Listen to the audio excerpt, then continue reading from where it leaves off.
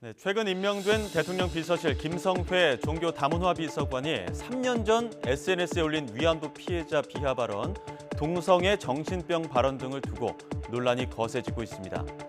김성회 비서관 3년 전 자신의 SNS에 쓴 글인데요. 동성애를 정신병의 일종으로 생각한다고 글을 썼다가 계정 사용이 막혔다고 밝히는 내용입니다. 그리고 석 달 뒤 또 글을 올렸는데요. 2015년 한일 위안부 합의 당시 위안부 피해자들의 보상금 요구를 밀린 화대라고 표현했는데 이 때문에 다시 계정이 차단당했다고 한 겁니다. 그런데 이번 윤석열 정부에서 대통령실 비서관으로 임명된 뒤 과거 글에 대한 사과와 해명글을 올린 것이 다시 논란이 되고 있는데요. 일단 위안부 할머니에 대한 발언은 언쟁을 하다 일어난 일이지만 지나친 발언이었다며 깨끗이 사과했습니다. 하지만 보시는 것처럼 동성애에 대해서는 반대 의사를 분명히 하면서 흡연자가 금연 치료를 받듯이 치료로 바뀔 수 있다고 한 건데요.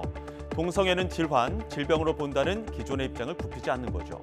특히 자신의 과거 발언이 보도된 데 대해 그동안 내로남불 586 세력과 종북 주사파를 비판해온 데 대한 안갚음이라고 평가하면서 분란 여론에 오히려 기름을 부은 격이 됐습니다.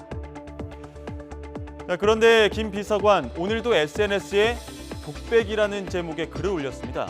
지난해 3월 조선시대 여성 절반이 성노리개였다라는 글을 올렸던 게 논란이 되자 반박글을 올린 건데요.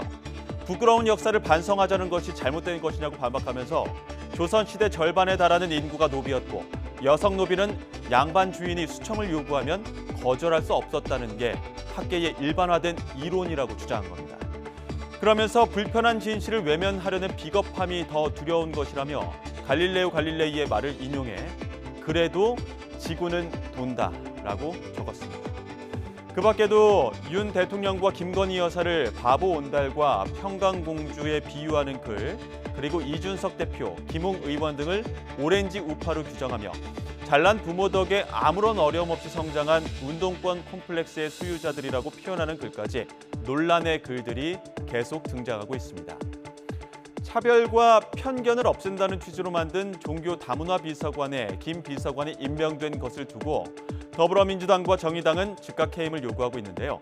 대통령실은 김성회 비서관에 대한 논란을 조금 더 지켜보겠다는 입장입니다.